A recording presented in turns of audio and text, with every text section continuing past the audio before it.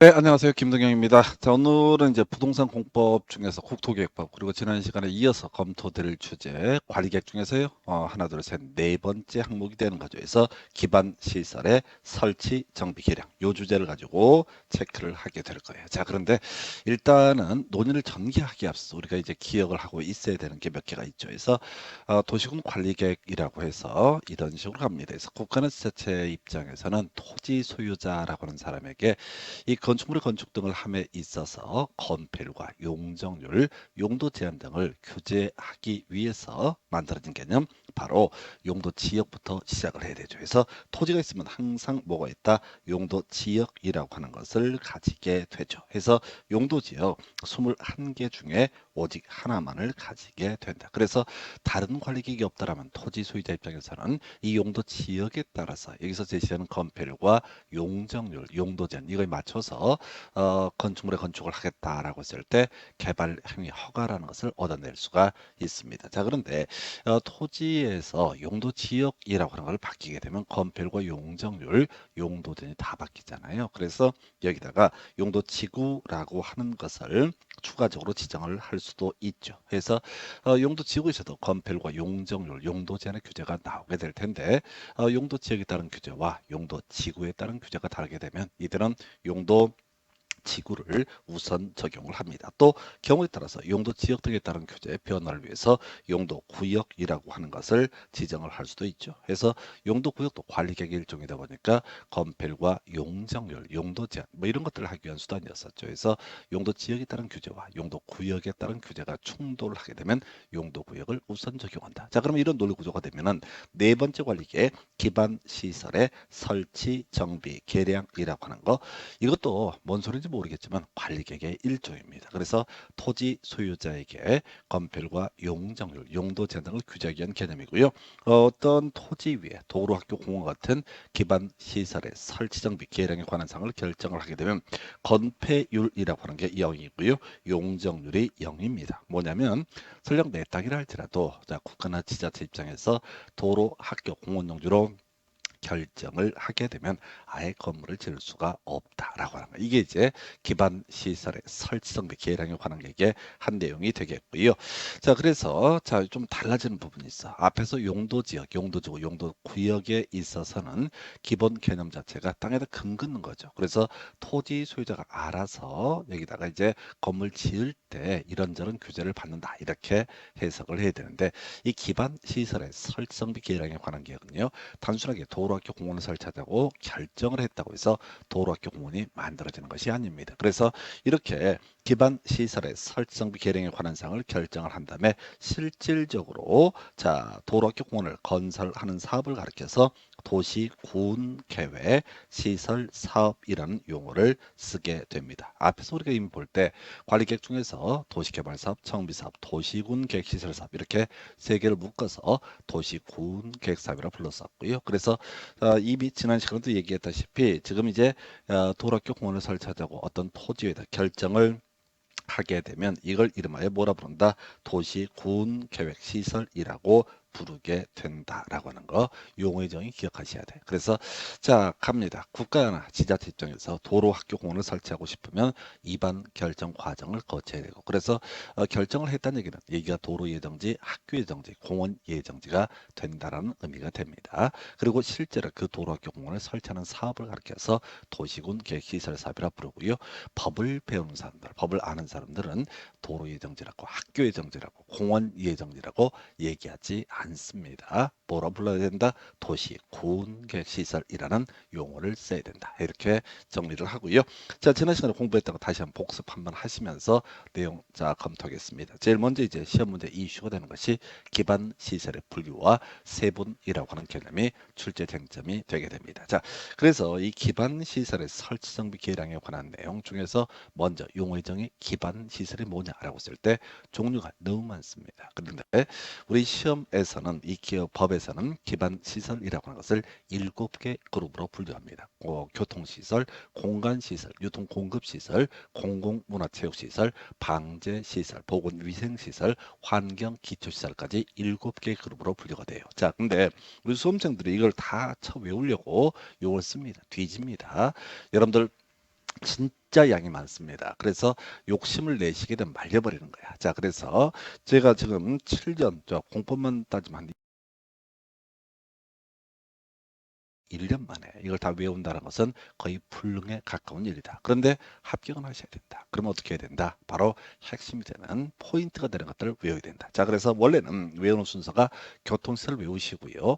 공간시설 종류 많습니다. 외우시고 유통공급시설, 공공문화체육시설, 방제시설까지 외우고 아직도 숨이 붙어 있으면 보건위생시설 외우게 되는 거죠. 그래서 도축장, 종합의료시설, 장사시설에서 도종장 이렇게 외우자고 그랬어요. 그래서 이거는 이제 스토리 자체가 이렇게 설명을 드렸습니다. 삼겹살 먹다가 쳐 죽은 케이스 이런 식으로 말을 만들자고 그랬어. 그래서 삼겹살 공장이 뭐야? 도축장이라고 하는 거.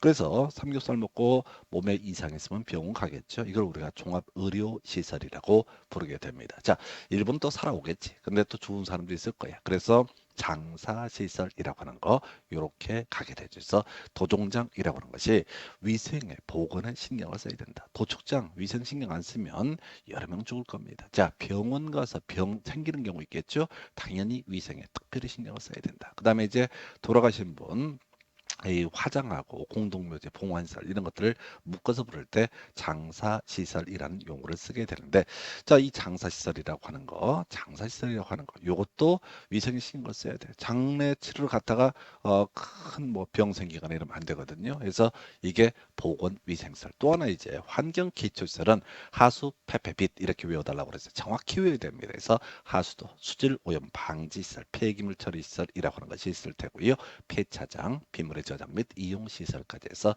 이미 우리 시험 문제에서 하수도 관련해서 쟁점을 삼았었죠. 뭐가 문제가 되냐면 방제 시설이 나오는 것 중에 하나가 하천이라고 하는 게 있어요. 그래서 하천은 방제 시설로 분류가 되고요. 하수도는 환경 기초 시설로 분류가 됩니다. 수질오염 방지 시설 그 이제 이 특별히 문제 없어 보이고 폐기물 처리 시설, 수질오염 방지 시설과 거의 비슷한 맥락으로 이해할 수 있겠고요. 폐차장 요것도 한번 출제가 됐었죠. 이 폐차장은 전에 교통시설로 출제가 됐던 바가 있습니다. 틀린 걸 고르죠. 틀렸다는 얘기죠. 그래서 폐차장이라고 하는 거 바로 환경 기초시설의 일종이 되게 된다. 그 다음에 이제 빗물의 저장 및 이용 시설이라고 하는 것도 있죠. 해서 요거 지난 시간에 설명드렸던 내용에서 하수, 폐폐빛이라고 하는 거 환경 기초시설로 분류가 된다. 그 외 쟁점으로서 지금 이제 논의 쟁점 삼을 수 있는 것 중에 하나가 자 도로의 종류 7개의 도로라고 하는 것으로 끝나게 된다. 그 다음에 광장은 5개 광장으로 끝나게 된다. 딱 이렇게 끊어가셔야 돼. 이걸 읽어보시면 아주 오히려 독이 돼요. 특히 시험장 가면 긴장도가 2배, 3배가 넘기 때문에 꼼꼼히 보게 돼 있어. 대충 보라고 해도 죽어도 꼼꼼히 보게 돼 있어. 예, 그래서 말리는 겁니다. 그래서 도로, 광장만 기억해 두시고 이 자동차 정정은 규칙이 없어. 그냥 안 외우는 거야. 그래서 안 외웠다는 사실 자체를 외우고 끝내버리는 거죠. 어차피 26회 등 문제에서는 자동차 정정의 종류로 틀린 것을 고르시오라고 해서 그 당시 이제 나왔던 지문 중에 하나가 뭐가 있었냐면 교통광장 이런 식으로 이제 던져놨던 사례가 있습니다. 그럼 앞으로 도로의 종류로 틀린 것을 고르시오. 교통광장 이렇게 또 답을 뽑아낼 수도 있습니다. 그래서 우리가 도로를 외울 때는 7개의 도로, 광장을 외울 때는 5개의 광장. 그다음에 자동차 정류장은 외운 바가 없다. 그다음에 이제 제일 밑에 나와 있는 게 공공시설이라고 하는 거 아직 시험에 안 나왔어요. 근데 요즘에 이제 출제 경향 중에 하나가 자꾸 이제 새로운 것들을 끌고 들어와. 그래서 공공시설이라고 하는 게 첫 번째 항목 항만부터 시작해서 쭉 있잖아. 이건 외울 필요 없어. 무조건 공공시설이야. 그리고 이제 출제 이슈가 되는 게 행정청이 설치하는 이라고 하는 시설 중에서 제일 먼저 나오는 게 주차장, 주저해서 저수지라고 하는 건 나올 테고요. 그다음에 운동장 이건 길어서 안 나올 텐데 하여튼 운동장, 화장장, 그다음에 공동묘지, 봉헌시설에서 요거 화장장, 그다음에 공동묘지, 봉헌시설은요 앞에서 장사시설과 같은 맥락으로 이해하실 수가 있습니다. 그래서 이걸 이제 외울 때 자 두 가지 방식이 있죠. 자 주저운화 공봉 이렇게 이제 외우는 게 하나의 방법. 주차장, 저수지, 운동장, 화장장, 공동묘지, 봉헌시설 이렇게 외우는 것도 하나의 방식이 될 테고 또는 자, 주차장, 저수지 있을 테고요. 운동장, 그다음에 이걸 묶어서 장사시설 이렇게 외우는 것도 하나의 방법이 되게 됩니다. 그런데 하여튼 앞에서 도종장이라고 해서 보건위생시설에 관한 주제 하나 체크를 해봤었고요. 그다음에 장사시설, 화장장, 공동묘지, 봉안시설이라고 하는 것이 들어간다는 전제가 쌓여 있을 때, 자, 주저 보셔도 하나의 방법이 아닐까 싶습니다. 그래서 이 문제를 구성할 때는 항상 이런 식이야. 지금 이제 다음 중, 자, 지금 공공시설 아닌 것을 고르시오. 이거밖에 될 게 없어요. 이거밖에 될 게 없어. 그러면 이제 괄호 열고 행정청이 아닌 자가 설치하는 경우를 전제로 한다. 이렇게 해서 결국은 뭘 골라요? 주저 운장 또는 주저 운화 공봉 이렇게 주저 운장 이렇게 하는 게 낫겠다. 해서 도축장, 종합의료시설, 장사시설 그리고 응용 들어갔을 때 장사시설의 범주가 화장장, 공동묘지, 봉원시설이라는 개념과 똑같다라고 전제를 해버리면 주저운장 이렇게 외워버리시면 하나의 방법이 아닌가 싶습니다. 대신 주저운장이 줄줄줄 나와요. 도종장, 주저운장, 도종장, 주저운장 이런 식으로 갔으면 좋겠습니다. 자, 이게 이제 지난 시간에 공부했던 주제 다시 한번 간단하게 체크를 해드렸는데 일단 가십시다. 자, 보건위생시설의 도종장이라고 하는 거, 환경기초시설의 하수페페빛이라고 하는 거, 도로는 7개의 도로, 광장은 5개의 광장으로 대별해 볼 수가 있다. 한편 공공시설이라고 하는 거, 자, 그냥 종류만 쭉 공공시설이 어떤 시설이다라고 얘기하고 있지 않아. 법에서는 그냥 종류와 나이라고 있어. 근데 주저운장이라고 하는 것은 행정청이 설치했을 때만 어떻다 이것을 공공시설로 정의를 하게 됩니다. 그래서 행정청이 설치했을 때만. 그러면 문제 구성할 때 항상 이런 식이야. 자, 박스 딱 쳐놓거나 해서 지문을 1번, 2번 쭉 깔아놓으면서 다음 중, 자, 공공시설 아닌 것을 고르죠. 괄호 열고 다만 국토기획법에 따라서 행정청이 아닌 자가 설치하는 경우를 전제로 한다. 그러면 이제 공공시설 아닌 걸 고르셔야 할 때는 뭘 고르는 얘기야? 주저운장을 골라야 된다. 그래서 도종장, 주저운장 이런 식으로 가게 되면 조금 더 암기하기가 빠르지 않을까 싶습니다. 자, 이렇게 밋밋하고 재미없는 영역이 공법의 특징입니다. 왜냐고 하는 이유가 없어요. 그냥 행자 국가는 자체가 법을 만들 때 이따구로 만들어 버린 거예요. 그리고 출제위원들은 그냥 대놓고 내버리는 겁니다. 그래서 주저운장, 도종장, 도로, 광장, 하수, 페페ペ이런 식으로 가게 되면 그래도 외울 게 많잖아요. 그래서 이 정도가 용어 등에 관한 주제 자 설명드렸고요. 그 다음에 이제 검토 드리게 될 주제. 자, 이번에 이제 논의할 주제가 도시공개시설 사업이라는 개념을 살펴보도록 합니다. 자, 이거는 이제 미리 이 그림 자체를 외우고 들어가야 돼. 자, 도로학교 공원을 설치하고자 한다라고 했을 때, 이때, 자, 도로학교 공원을 설치하기로 결정했다. 도로 예정지, 학교 예정지, 공원 예정지를 뭐라고 한다? 도시군계시설이라고 정의를 하게 됩니다. 자, 그래서 도시군계시설이 설치가 결정이 되면은 도로 예정지로, 학교 예정지로, 공원 예정지로 결정이 되게 되면요. 자, 여기 직접 뭐 시험 문제 중요한 쟁점은 아닌데 자, 건물 지을 수 없습니다. 자, 여기 도로 예정지에도 건물 짓게 되면 나중에 보상 다 해줘야 되거든요. 그래서 기본적으로 건물 지을 수 없다. 자, 근데 말이죠. 문제는 이거야. 도시공개시설 결정이 있다고 해서 이때 바로 뭐 사업 진행을 할 수 있는 것은 아니잖아요. 저절로 도로가 학교가 공원이 만들어지는 것은 아닙니다. 자, 그래서 이제 구체적인 건설 계획, 실시 계획이라는 것을 작성해야 되고요. 그 다음에 자, 그래 이렇게 도로 학교 공원을 만들어도 좋아라고 사인해 주는 것을 실시 계획의 인가 고시라고 부르게 됩니다. 그럼 이제 착공이 이루어진다. 이런 논리 구조야. 다시 가십시다. 도로를 만듭시다라고 하나의 아이디어를 내는 것을 입안이라고 부르게 됩니다. 그래 도로 만들어도 좋아라고 사인한 게 결정 고시. 그리고 나서 실질적으로 도로를 만들기 위해서는 실시 계획의 작성이라는 표현. 그 다음에 이렇게 만들겠다고 계획 세웠을 때 요거 사인해 주는 거 이걸 우리가 실시계획 인가 고시라고 부르게 됩니다. 자, 그런데 이 실시계획을 작성하는 사람이 누구냐라고 했을 때 시행자라고 하는 사람이 실시계획을 작성합니다. 자, 보통의 경우 도로학교 공원을 설치하기로 입안했던 그 사람이 바로 시행자가 되는 게 일반적인 모습입니다. 이걸 이제 줄여서 행정청이라고 얘기를 하게 됩니다. 자, 그런데 비행정청도 일정한 요건하에서 시행자로 지정을 받을 수가 있게 됩니다. 자, 그래서요, 스토리는 엄청 길어요. 기본적으로 비행정청, 행정청이 아닌 자가 사업시행자로 지정을 받기 위해서는 면적 3분의 2 이상 소유하고요, 총수 2분의 1 이상의 동의를 받는 게 원칙입니다. 그런데 국가나 지자체 이런 애들도 시험에 나오는 포인트는 토지공사, 지방공사, 지방공단 등이 사업시행자로 지정을 받기 위해서는 면적 3분의 이상 소유하지 않아도 되고요, 총수 2분의 1 이상의 동의를 얻지 않더라도 사업시행자로 지정을 받을 수가 있다. 그래서 토지공사는 요즘에 이제 사회적으로 엄청 시끄러운 데죠. LH라고 하는 거, 토지주택공사, 이 얘기를 하게 될 것이고, 그 다음에 이제 지방공사는 각 지자체마다 다 다르죠. 예를 들어서 서울에는 서울 SH공사라고 하는 것이 있게 될 것이고요.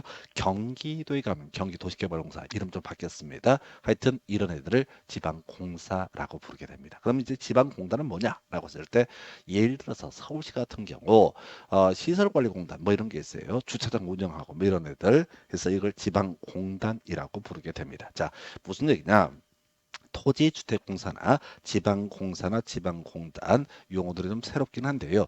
이 아이들은요, 자, 최소한 공무원 아닙니다. 근데 우리가 일반적으로 준공무원이라고 부르죠. 공공기관에 근무한다고 그래서 이 아이들은, 자, 민간은 민간입니다. 자, 공무원이 아니기 때문에.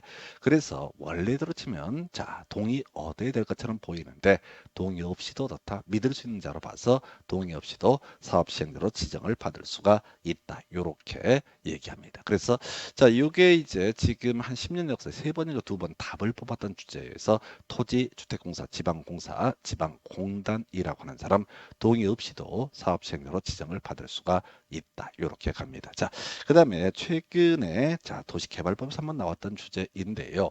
자, 수용이라는 개념이 있게 됩니다. 해서 자, 보니까 지금 뭐라고 되어 있냐면 실시계획을 고시한 경우 사업 인정 및 고시가 있었던 것으로 본다라고 되어 있습니다. 그래서 자, 사연이 좀 긴데요. 일단 외울 게 뭐냐면 사업 인정 및 고시가 있는 것으로 본다라고 하는 거 앞에는 뭐가 들어가야 된다? 실시계획의 고시라는 표현이 들어가야지 이 명제는 옳은 표현이 되게 됩니다. 그래서 자, 일단 스토리를 잡아가게 되면 이런 식이야. 지금요, 사업 인정 및 고시의 개념부터 설명드립니다. 원래 공익 사업을 위한 토지 등의 취득 및 보상에 관한 법률, 이란 법을 보게 되면은 이 사업이 공익 사업이다라고 하는 인정, 공익 사업이다. 자, 앞에 어떤 말이 생략되어 있냐면 공익이란 말이 생략이 되어 있는 상태입니다. 공익 사업이다라고 인정하고 외부에 발표하는 것을 고시라고 얘기를 합니다. 자, 원래는요, 수용이라고 하는 것은 우리가 부동산 학개론 공부할 때 그런 얘기를 했었죠.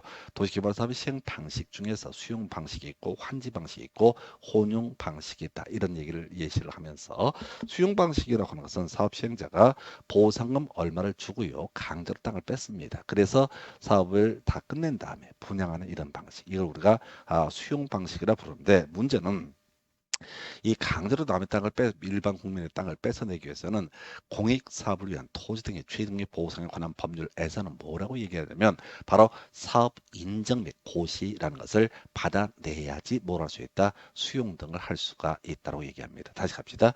자, 지금 또 공익 사업의 시행자입니다. 이 사람이 수용권을 행사하기 전 절차적으로 이 사업이 공익 사업이다라고 하는 인정, 그 다음에 외부의 발표 고시, 이건 누가 하냐면 국토교통부 장관이 사업 인정 및 고시를 해주는데, 말이 쉬워서 그렇지 이게 2, 3년씩 걸립니다. 원래대로 하려면, 수용을 하려면 뭘 해야 된다? 사업 인정 및 고시라는 것을 받아내야지 어떻다? 수용권, 남의 땅을 강제로 뺏을 수가 있습니다. 자, 근데 지금 도로 빨리 만들어야 되는데 어느 세월에 2년, 3년씩 걸려서 국토부 장관을 만나서 사업 인정 및 고시를 받아내겠습니까? 그래서 빨리빨리 도로 만들 수 있게 하기 위해서 우리 국토계획법이라는 법에서는 실시 계획을 고시했을 때 사업 인정 및 고시가 있었던 것으로 본다라는 명제를 만들어내게 됩니다. 다시 전체 그림 봐야 되죠. 자, 도로, 학교, 공원을 만들기 위해서 구체적인 건설계획, 실시계획이라는 것을 사업 시행자가 작성을 하고요. 그래, 이렇게 도로를 만들어 줘라고 사인해 주는 것을 실시계획, 인가 고시라 부릅니다. 그러면 이때 자, 도로 예정제, 땅을 땅을 안 파는 사람이 있다. 자, 공익사업 시행자가 우리한테 땅 얼마에 파시오라고 제안을 했는데 쌩까 버린다. 그러면 이때부터는 강제로 땅을 뺏어낼 수 있는 수용이라는 개념이 등장하게 되는데, 원래 수용에 관한 일반법이라고 하는 것은 공익사업을 위한 토지 등의 취득 및 보상에 관한 법률입니다. 그래서 그 법에서는 사업 인정 및 고시를 국토부장한테 받아야 된다라고 규정하고 있는데, 빨리 사업을 진행하기 위해서 실시객 고시가 있으면 어떻다? 사업 인정 및 고시가 있는 것으로 본다. 해서 둘 다 출제 포인트야. 그래서 외울 게 뭐라고요? 사업 인정 및 고시 앞에는 뭐가 필요하다? 실시계획 고시라는 개념이 필요하다. 나중에 자, 도시개발법이라고 하는 것을 나중에 공부할 때, 이게 여러분이 두 번째 수업을 듣는 거면 훨씬 더 이해가 빠를 거야.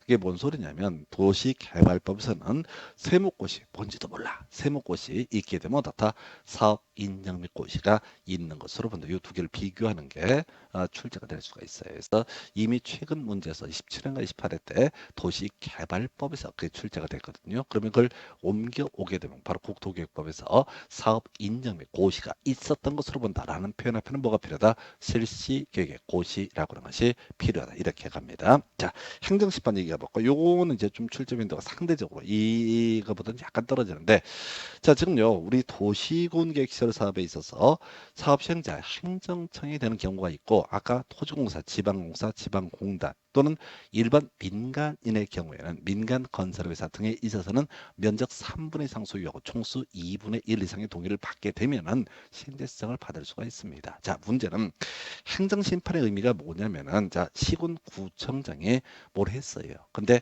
억울해. 그러면 이제 한 단계 위에 있는 사람한테 가서 일러 바치는 거야. 자, 시도지사한테 가가지고 시군구청장이 이따위로 일을 처리를 했어요라고 이렇게 찔러버리는 거. 이게 행정심판이라는 얘기입니다.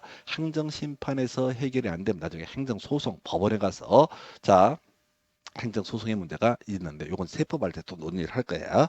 자, 그러다 치고 지금요, 시행자 중에서 행정청이 아닌 자, 줄여서 우리가 비행정청이라고 부르게 됩니다.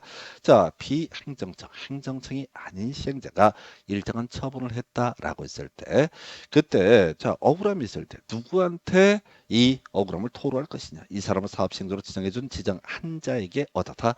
행정심판을 제기한다. 그래서 갑니다. 행정심판을 제기한다. 행정심판.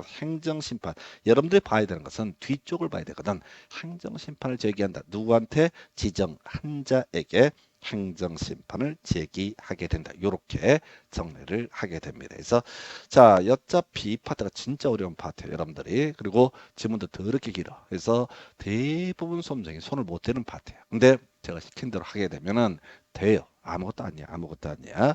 대신 지문 5개 중에 5개를 다 소화한다는 그 욕심만 버리시게 되면 여러분들은 충분하게 올해 합격하실 수 있습니다. 그리고 뒤에서부터 보는 훈련들을 해 주셔야 돼. 일반 학원 강사인 제가 들어가서 보더라도, 자, 이제는 학원 강사 아니구나 해서 20년 동안 학원 강사했던 제가 보더라도 시험 지문이 길어지게 되면 숨이 턱턱 막히는 거야. 그래서 겁이 나 죽겠어. 그럼 어떻게 돼? 최선을 다하지. 어떻게 막 쳐다봐. 그럼 말리는 거예요. 자, 그래서 하여튼 행정심판을 제기한다. 지정한 자에게 행정심판을 제기한다. 이렇게 갑니다. 자, 네 번째 쟁점이요. 자, 실시계획이라는 개념 보겠습니다. 자, 실시계획은 앞에서 설명드릴 때 구체적인 건설 계획을 가리켜서 뭐라고 한다? 실시계획이라고 설명을 드린 바가 있습니다. 자, 그래서 지금 이제 실시계획, 사업 시행자라고 하는 거 실시계획 작성을 하게 됩니다. 자, 실시계획 작성할 때 분할된 지역별로 실시계획을 작성할 수 있다. 자, 별거 아니고요. 이건 이렇게 가시는 거야. 도로를 만들려면요, 혼자서 사업 시행자가 전체를 다 공사를 하잖아요. 수십 년 걸립니다. 그래서 실질적으로 수십 개로 쪼개가지고요, 하도급이라고 그러죠. 자, 일반 건설 회사에 이걸 발주를 합니다. 그래서 이걸 이름하여 뭐라고 한다? 분할 시행이라고 얘기합니다. 그래서 자, 사업 시행자, 자, 도시군계획시설 사업을 분할 시행함에 있어서 분할된 지역별로 실시계획 작성할 수 있다라고 할 것. 요건 큰 쟁점 안 돼요. 자, 근데 문제는 아까 우리 실시계획 인가라고 하는 것이 이슈가 됐었죠. 그리고 아까 실시계획 인가 및 고시 있으면 어떻다? 사업 인정 및 고시가 있는 것으로 본다. 요렇게 공부를 하셨단 말이야. 자, 그러다 치고 인가, 국토부 장관이 인가를 할 수도 있습니다. 시도지사 자 등이 인가를 할 수도 있습니다. 자, 시행자에게 점점점 조건부로 실시계획을 인가할 수 있다. 자, 뭐냐면은 실시계획 인가가 있게 되면 이제 착공을 할 수가 있게 되거든요. 자, 그런데 그 생각을 한번 해보십시다. 국토부 장관, 시도지사 이런 애들은 뭘 얘기하게 되는 거냐면 저걸 얘기하는 거야. 도시군 관리계 결정했던 사람 도로 만듭시다 라고 했을 때 그래 만들어 줘라고 했던 거 원칙 시도지사 예외 국토부 장관 등 이렇게 갔었죠.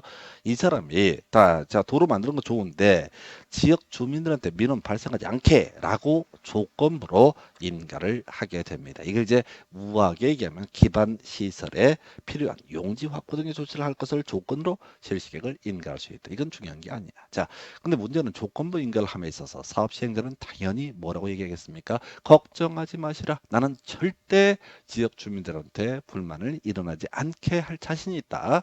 그 거짓말은 믿을 수 없잖아요. 그래서 기본적으로 조건부 인가에서 파생되는 문제, 과정은 신경 쓰는 거 아니야? 바로 이때 파생되는 문제, 원칙적으로 이행 보증금이라는 것을 예측해 할 수 있습니다. 그래서 인간이 믿음이 가지 않게 되면 돈 묻어놔라 라고 하는 개념 바로 이행 보증금을 예측해 할 수 있다. 자, 근데 이게 원칙이란 얘기죠. 그러면 원칙은 시험에 나오지 않습니다. 왜?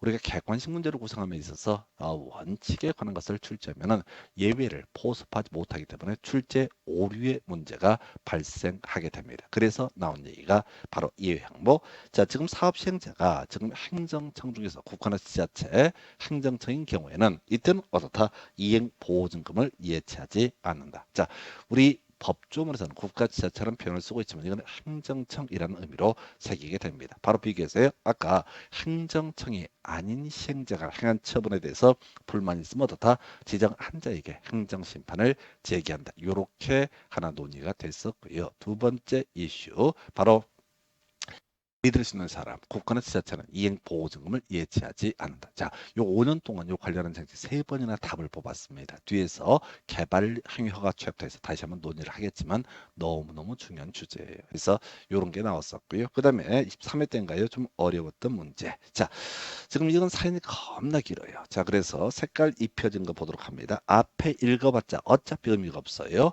해서 행안부 장관이 결정하는 바에 따른다. 그럼 나중에 공부 가실 때 어떻게 한다고? 행안부 장관이 결정하는 바에 따른다. 자, 왜뭔 소리인지도 몰라. 그냥 행안부 장관이 결정하는 바에 따른다. 행안부 장관이 결정하는 바에 따른다. 이거 틀리게 뽑으려면 기재부 장관, 기획재정부 장관이 결정하는 바에 따른다. 이따구로 장난칩니다. 자, 과정 생각하지 마시고 설명드리도록 합니다. 자, 지금요 도시군객 시설 사업이라는 것이 시행이 됩니다. 자, 그래서 만약에 경우수를 보십시다.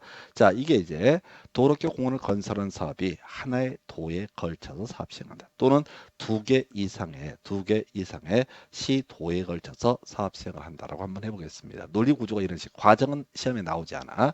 만약 하나의 도의 관할구에 걸쳐 있다라고 했을 때 사업 시행자가 이 자신의 사업 시행으로 인해서 이익을 얻는 시나 군이 있게 되면 그 아이들한테 비용 분담 요구할 수 있고요. 자, 이 비용 분담에 대해서 협의가 안 되면은 도지사가 결정하는 바에 따른다. 근데 이건 시험에 안 나와. 너무 길거든. 그보다 더 어려우는 게 이 얘기거든.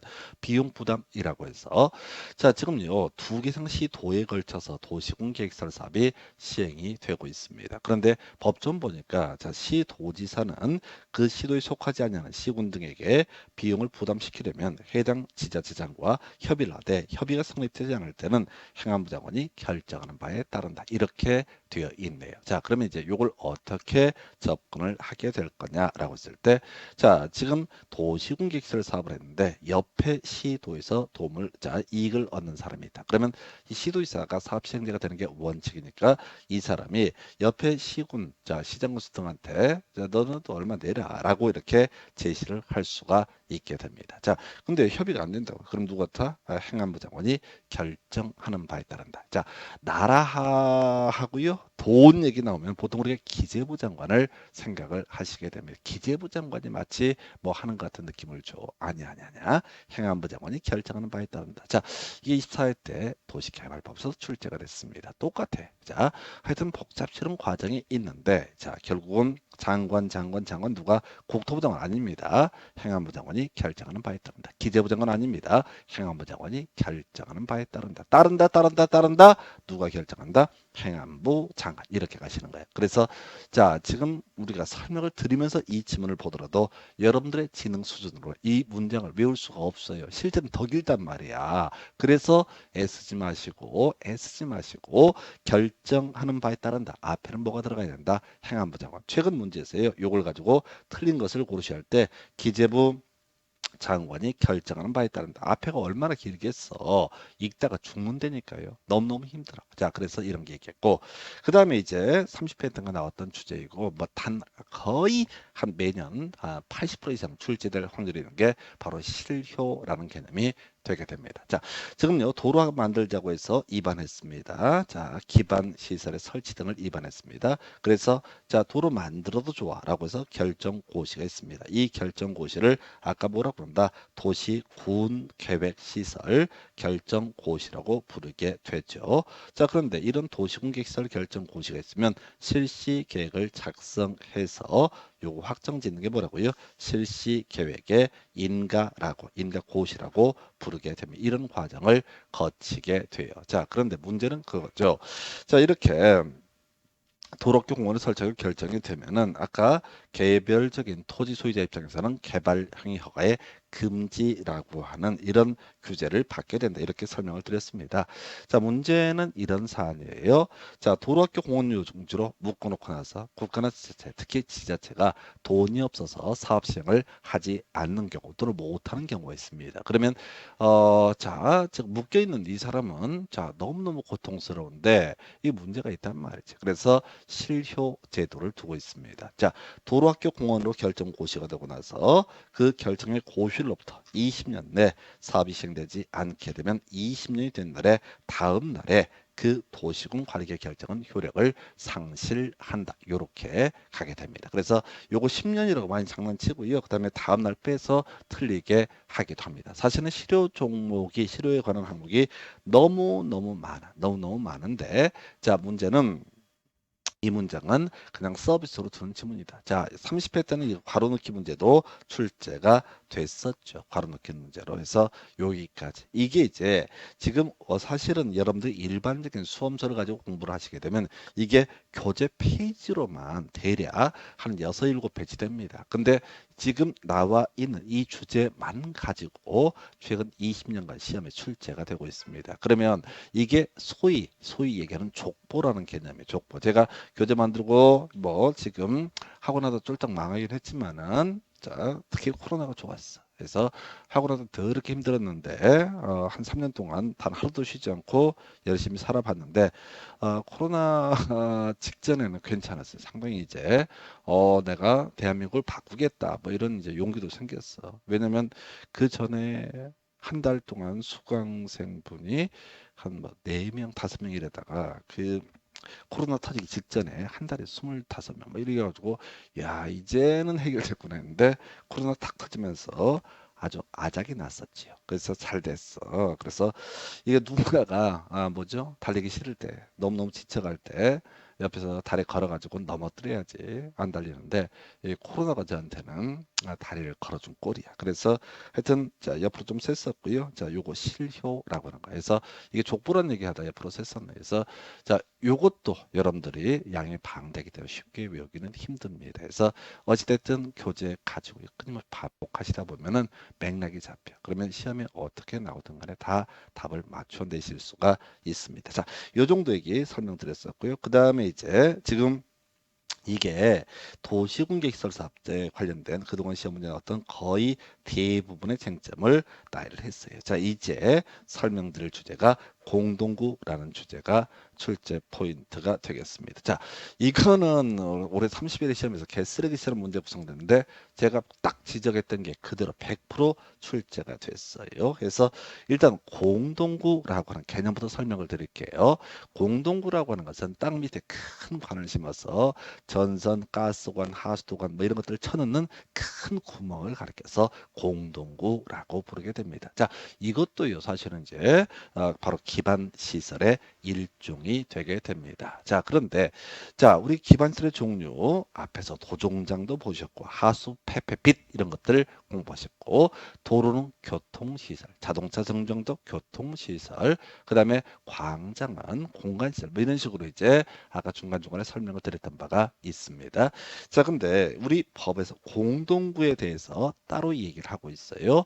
공동구에 대해서 몇 개 얘기를 하고 있는데 일단 논의 전제부터 가도록 합니다. 자, 바로 공동구를 설치하고 싶을 때는요, 입안에서 결정하는 과정을 거쳐야 됩니다. 그래서 시행자가 정했지만 시행자가 실시계획 작성해서 인가 고시 등의 과정을 거쳐서 바로 착공이 이루어지고 완공이 되게 된다. 이런 스토리로 가는 거예요. 그런데 왜 수많은 기반 시설 중에서 공동구에 대해서 따로 이 설명을 하고 있느냐라고 하는 거, 이게 다른 기반시설하고 달라지는 게 하나가 있어요. 예를 들어서 도로를 만들었다 하십시다. 우리 동네 도로를 학교를 공원을 만들었다 하십시다.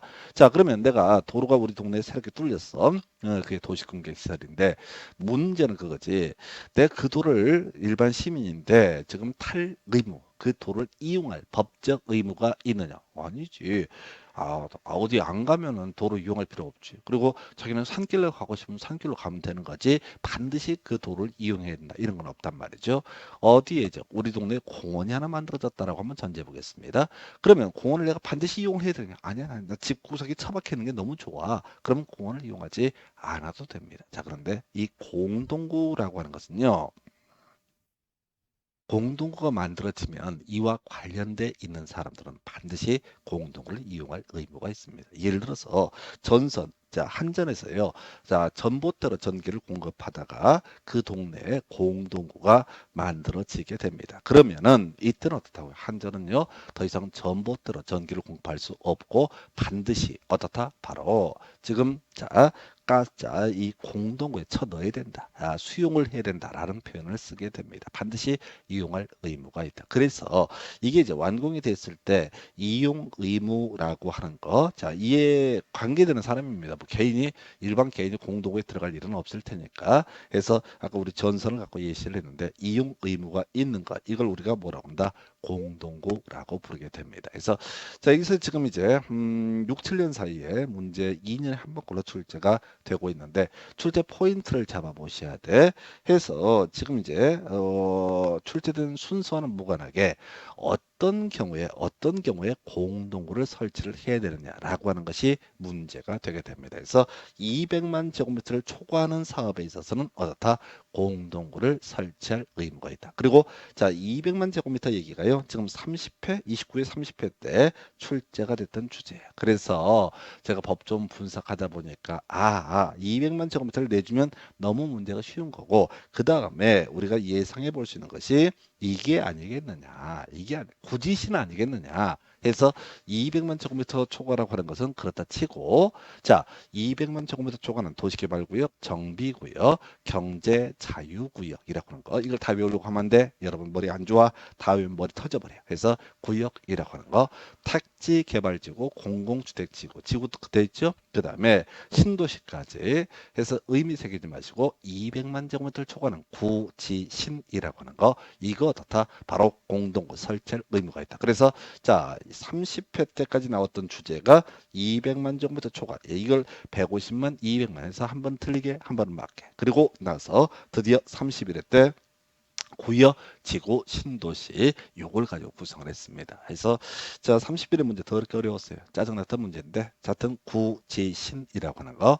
그러면 앞으로 안 나오냐? 또 내. 자, 이번엔 옳게 나올 수도 있고, 자, 다양한 형태가 구지신이 외워져야 돼. 그래서 이게 두 개 출제 포인트. 200만 제곱미터 초과하는 구지신에 대해서는 어떻다?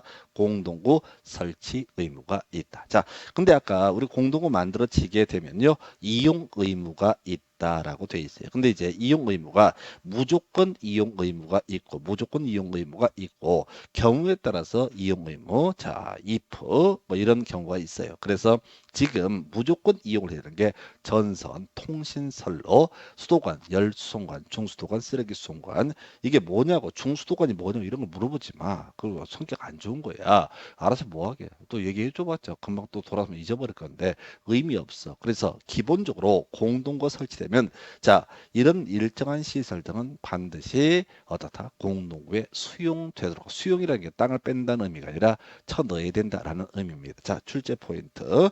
자, 수용을 이 공동구에 쳐넣음에 있어서 자, 공동구 관리 협의회라고 하는 일정한 기구의 심의를 거쳐야 되는 경우가 있고요. 심의 없이도 심의 불요라고 되어 있잖아요. 심의 없이도 수용되는 경우가 있습니다. 그래서 자, 결국 출제 포인트는 가스관과 하수도관이라는 개념이 되게 되는 거죠. 그래서 이 가스관 하수도관이라고 하는 것은 그냥 공동구가 만들어졌다고 해서 그 가스 회사라든가 하수도관을 운영 관리하는 데서 뭐 지자체가 될 수도 있겠죠. 이런 애들이 무조건 공동에 쳐넣는 것이 아니라 바로 공동관리협의회라는 기구의 심의가 있어야 좋다. 이것은 공동구에 수용될 수 있다. 그래서 스토리를 이렇게 가죠. 그래서 가스관, 하수도관, 냄새 더럽게 나는 것들. 자, 전선 싫어해. 통신 선로가 싫어해. 수도, 중수도관 얘들이 싫어해. 냄새 난다. 그래서 냄새 나는 가스관, 하수도관, 가스관 냄새 안 난다. 그러면 안 돼. 가스가 냄새 나잖아. 일부러 무색무취하기 때문에 냄새를 넣어가지고 사고 나는 걸 막기 위해서 가스관, 하수도관이라고 하는 것은 다 공동구 협의회 심의를 거쳤을 때만 공동구에 수용이 될 수 있다. 그래서 사실은 가스관 하수관이 중요한 게 아니라 키워드는 심의라는 겁니다. 심의. 심의라는 게 그냥 되는 게 아니라 한번 검토해 보겠다 이런 취지가 될 텐데 키워드가 뭐라고 해요? 심의라고 하는 것이 키워드가 되게 됩니다. 그래서 어떻다고요? 냄새나는 것들은 심의가 필요하다. 그럼 이제 문제 구성할 때 이렇게 나올 수 있죠. 그래서 쓰레기 수송관이라고 하는 것은 공동구 협의회 심의 없이도 설치할 수 있다. 뭐 이렇게 하면 옳은 표현 또는 틀리게 하려면 자, 지금 쓰레기 수송관이 뭔지도 모르지만 쓰레기 수송관에 대해서는 공동구 협의 심의를 거쳐서 다 수용될 수 있다. 그럼 틀린 표현 됩니다. 가스관, 하수도관. 쓰레기 수송관도 얼핏 보면 냄새 날 것 같아. 아니, 자꾸 힘들어. 그냥 가스관, 하수도관, 가스관, 하수도관, 가스관, 하수도관. 이 아이 두 개는 어떻다? 공동구협의 심의를 거친다. 그러면 나머지 안 배운 것들, 모르는 것들은 다 어떻다? 심의 없이 공동구협의 심의 없이 바로 자 수용되도록 한다. 이렇게 정리합니다. 이 정도가 기반 시설의 설치 정비 계량 관련 가장 기본적인 쟁점. 그래서 얘들은 출제되는 비중이 이건 완전히 노다지입니다. 노다지. 그래서 어디서 시험 문제가 나오더라도 이 중에 어느 하나를 가지고 그동안 시험 문제는 답을 구성을 했었다라고 이렇게 정리를 합니다. 해서 자 이렇게 해서 기반 시설의 설치 정비 계량 도시군 기획시설 사업에 대해서 설명을 드렸고 잠시 끊었다가 이제 매수 청구라는 주제 간략하게 보도록 하겠습니다. 잠시 끊었다가 합니다.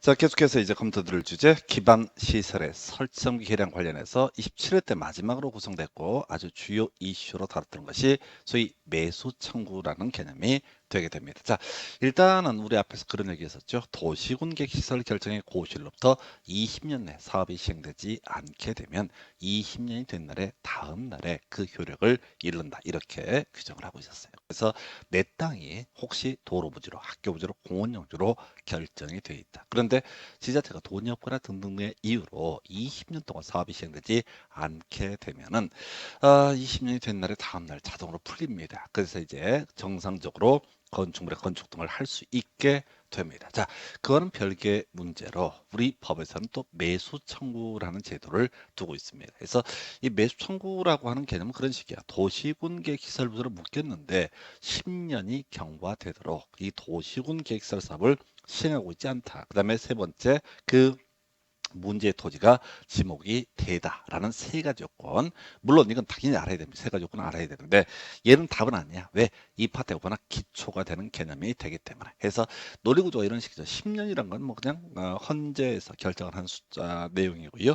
그다음에 지목대라고 하는 게 이슈가 되죠. 그래서 우리가 지목대라고 하는 거 공간정보법에서 공부를 하셨습니다. 그래서 지목대가 뭐가 있었죠? 자, 이미 건축물이 있거나 건축할 수 있는 토지 이런 뉘앙스를 갖고 있는 게 지목대라는 개념이 되어 있었고요. 실질적으로는 택지 조성공사가 준공된 토지라든가 또는 자 목장 용지 과손 안에 주거용 건축물의 부지 지목대라고 했었고요. 하나 더 묘지 관리동이라고 하는 거 묘지 지목 묘지 옆에 묘지 관리동 주차도 하고 이런 정비하고 이런 공간도 지목대로 따로 분류한다. 이게 이제 공간정보부 얘기고 공법에서 얘기하는 지목대의 뉘앙스는 건물 지을 수 있는 토지 이런 취지입니다. 그래서 원래 건물 지을 수 있는 토지인데 아까 도시군객 시설 구부지로 결정 고시가 되면 건축물 건축할 수 없다라고 설명을 드린 바가 있습니다. 그래서 특별히 희생당하는 이 사람 원래 지목대라서 건물 지을 수 있었는데 도시군 계획 시설 부지로 묶여서 건물 지을 수 없게 된 특별한 희생을 당하고 있는 이 사람에 대해서 우리 법에서는 자 시군 시장 군수 등한테 매수 청구 등을 할 수 있게 그 권한을 다 특권을 부여합니다. 자, 이때 기본적인 매수 모자 행정청 요건 중요치 않지. 앞에서 우리가 도시군객시설 사업 관련해서 이슈 삼아냈던 것 중에 하나가 그런 게 있었잖아요.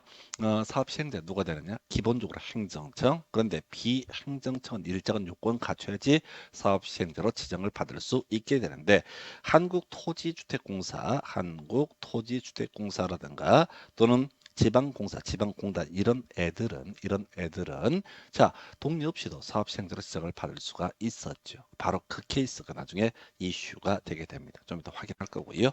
자, 그래서 매수 청구를 토지 소유자가 매수 의무자에게 원칙행정청 또는 토지공사처럼 사업 시행자가 정해져 있으면 그 시행자에게 매수 청구를 하게 될 것인데 문제는 그거죠. 6개월 내에 매수 여부를 결정을 해야 된다. 그래서 경우수 매수 결정을 할 수도 있고 매수 거부 결정을 할 수도 있습니다. 자, 그랬을 때 자, 만약에 매수하게 결정하면 2년 내 매수를 해줄 법적 의무가 있게 됩니다. 자, 그래서 자, 6개월 2년도 이미 시험 문제 중요한 쟁점이 됐던 바가 있습니다. 자, 그런데 말이죠. 누가 매수를 함에 있어서 매수하는 방법 원칙은 현금입니다. 시험에 안 나와요. 예외 도시군 계획시설 채권이라고 하는 거에서 이 사업이 뭡니까? 도시군 계획시설 사업입니다. 여기서 보상과 관련해서 현금 보상 지자체가 지금 10년 경과 사업 미시행 이렇게 된 취지가 뭐냐면은 다른 게 아니라 돈이 없어서 사업 시행을 못 하고 있거든요. 그래서 각서 써주는 거. 자, 도시군 계획 시설 사업과 관련해서 발행한 채권 해서 이걸 우리가 지방채라고 보통 해석을 합니다. 지자체가 발행하니까 해서 도시군계획 시설 채권이라는 것을 발행해서 매수를 할 수도 있습니다. 그래서 당장 현금 안 주고 각서 써주는 꼴이야. 자, 주의하실 게 지자체였을 때는 채권 보상을 할 수 있습니다. 왜? 이게 지방채니까. 지자체가 돈을 갚아야 되니까. 그런데 토지주택공사라고 하는 녀석은 지자체가 아니잖아요. 그래서 채권 보상을 할 수가 없다라고 하는 이런 해석이 나오게 됩니다. 이것도 출제 이슈 마지막 쟁점이었었죠. 자, 한편 나머지 쟁점들 가볼까요? 자, 지금 보게 되면 이런 논리 구조죠. 매수 청구에 대해서 6월 내에 만약에 매수 거부 결정을 했다라고 하는 경우 하고요. 매수 결정하고 나서 2년 내 매수를 해줘야 되는데 2년 내 매수 대금을 지급하지 않았다라고 전제가 되면 원래 도시군 계획시설 부지에서는 개발 행위 허가가 금지가 돼야 함에도 불구하고 예외적으로 뭐할 수 있다. 개발 행위 허가라는 것을 해줄 수 있다. 해서 3층 이하의 단독주택 요거 하나만 기억하시면 됩니다. 그래서 3층에 일종 근생시설 그리고 공작물도 있을 수 있는데 이 정도 있어요. 근데 출제 기술상 내기는 어렵고요. 공작물 한번 나와서 중요치 않고 건물이 되지 못하는 인공을 가해서 제작한 시설물을 우리가 공작물로 정의합니다. 그러다 치고 시험 문제 포인트가 중요하잖아요. 3층 이하의 단독주택. 원래 토지가 있으면 뭐가 있다? 용도 지역이 있고 용도 지역 21가지 경우의 수가 있었고요. 21개 중 하나의 경우의 수에 따라 발생하는 건폐율과 용적률과 용도 제한 이거에 따라서 이 기준에 충족을 하면 허가를 해주는 게 원칙입니다. 자, 그런데 이게 도시군 계획시설 부지로 도로학교 공원용지 등으로 묶였다. 도시군 계획시설 부지로 묶였다라고 전제가 되면 여기서는 건물 지을 수 없다고 그랬잖아요. 근데 일정한 요건에서 허가를 한다. 개발의 허가를 해줄 수 있다라고 했을 때 이때는 자 용도 지역 등에 따른 규제가 다 배제가 되기 때문에 바로 그냥 단순하게 3층 이하의 단독주택 등을 허가를 받아서 설치할 수 있다. 이렇게 정리를 하게 됩니다. 그래서 자 이 얘기를 이제 살을 붙여서 설명을 드릴 거야. 해서 요거는 이제 27회인가 28회 마지막 구성이 되긴 했지만 그 전에는 거의 한 문제. 사실은 이제 앞에 그 복잡하거나 기반설의 종류라든가 이런 것보다는 이것만 내다가 지금 이제 최근에 약간 트렌드가 바뀐 상태죠. 그래서 이건 전통적으로 내왔던 영역이니까 정말 숙지 잘 해두셔야 됩니다. 그래서 자 지금 설명드린 내용을 다시 한번 문장을 통해서 확인을 해보도록 합니다. 자 매수 청구 요건이라고 해서 세 가지 조건 갖춰야 되죠. 도시군 계획시설 결정의 고시일로부터 10년이 경과가 되고 그러면 실시계획 인가가 없이 사업이 시행되지 아니한 경우로서 지목이 대인 토지 소유자 매수 청구할 수 있다. 앞에서 설명드릴 때는 세 개처럼 얘기했는데 엄밀히 따지면 네 가지 요건. 자 가보겠습니다. 10년이 경과되도록 사업이 시행되고 있지 아니하다. 그리고 지목이 되다. 여기까지는 설명드렸어.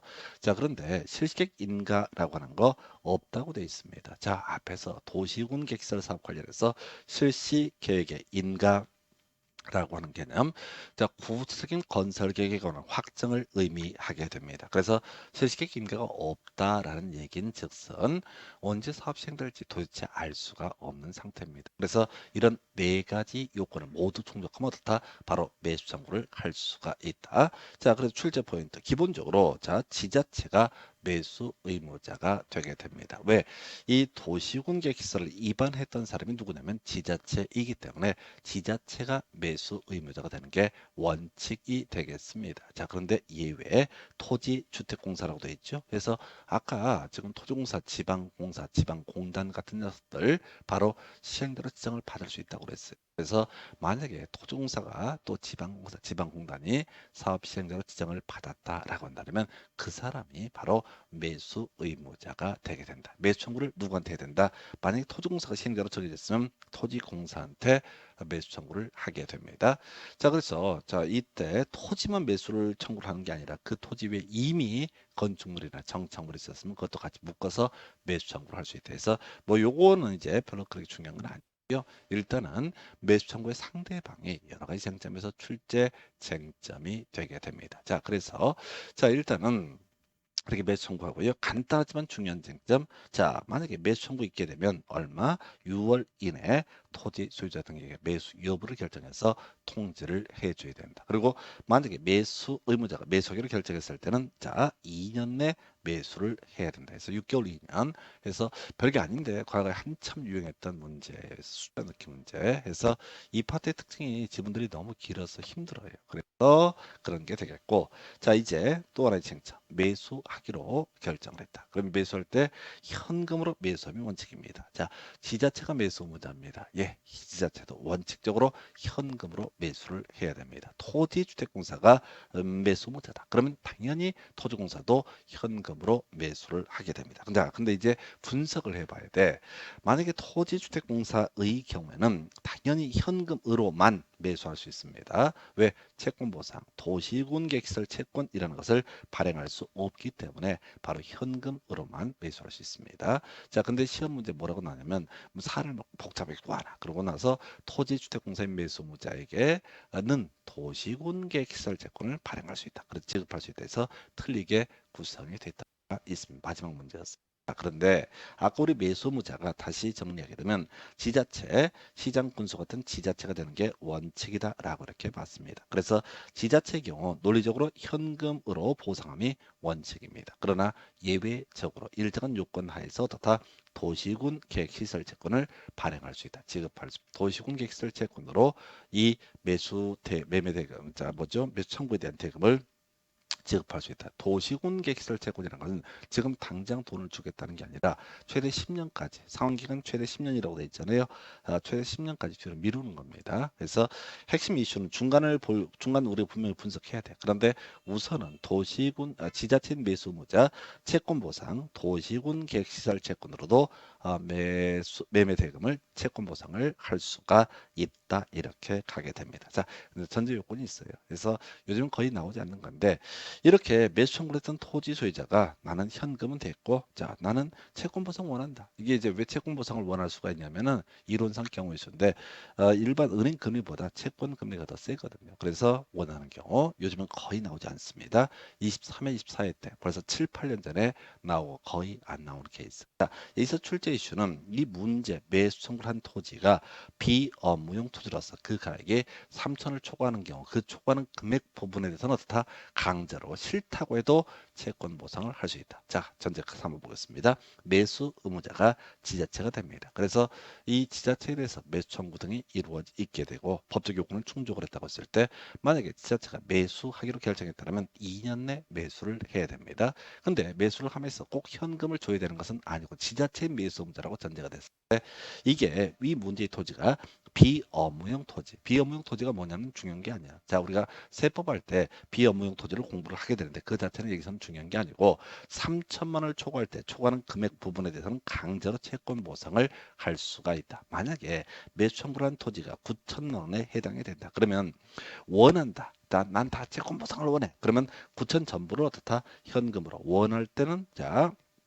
원하는 경우는 9천 전부를 채권 보상할 수 있어요. 그런데 원치 않는다. 원하지 않는 경우에 자 6천만 원 부분은 채권 보상하고 3천은 어떻다 현금 보상 이런 구조로 하는 거야. 그래서 3천을 초과하는 부분에 대해서는 강제로 비업무용 투자라고 전제가 됐을 때 강제로 채권 보상을 할 수가 있다 이렇게 가게 됩니다. 그래서 이것도 그렇게 중요한 출제 이슈가 되고 3천만 원도 이미 출제 쟁점으로 답으로 뽑았던 사례가 되겠습니다. 그 당시에는 틀린 걸 고르시오. 이 비업무용 토지로서 2천만 원을 초과할 때 강제로 채권 보상을 할 수가 있다. 이렇게 이제 구성을 했던 사례가 있었고요.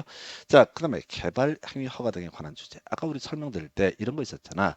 매수 거부 결정을 하거나 매수 결정을 통지하고 2년 내 사주지 않았을 때 3층 이하의 단독주택 등을 허가를 받아서 설치할 수 있다. 이렇게 설명을 드렸습니다. 바로 이 얘기야. 자, 가능 사유는 중요한 게 아니고요. 바로 3층 이하의 단독주택. 뭐 협의 나와 있는데 건축법 할 때 자세히 설명드리겠고 그 외 3층의 1종 근생이나 2종 근생 공작물도 허가받아서 설치할 수 있습니다. 근데 이런 것들은 중요한 게 아니고요.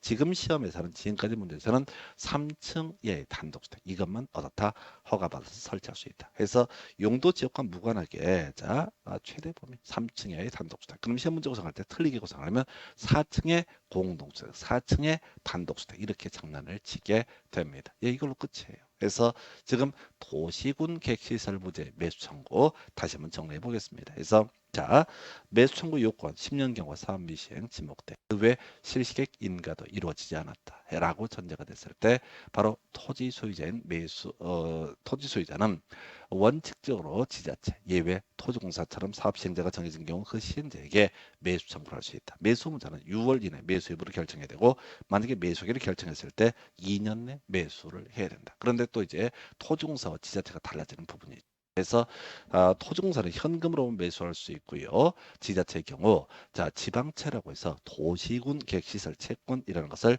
발행할 수 있다라고 할까. 좀 더 구체적인 요건들을 보게 되면 아까 토지 소유자가 원하는 경우 외에 비업무용 토지로서 그 가액이 3천만 원을 초과했을 때 그 부분은 강제로 채권 보상을 할 수가 있다. 이렇게 가게 됩니다. 그 외에 자 이게 이제 매수 거부 결정을 하거나 매수 결정을 통지하고 2년 내 사주자를 했을 때 3층 이하의 단독 주택으로 다 허가를 받아서 설치할 수 있다. 요 정도를 외워 두셔야 됩니다. 그래서 요 정도까지가 바로 도시군 계획시설 부지에서의 매수 청구라는 주제.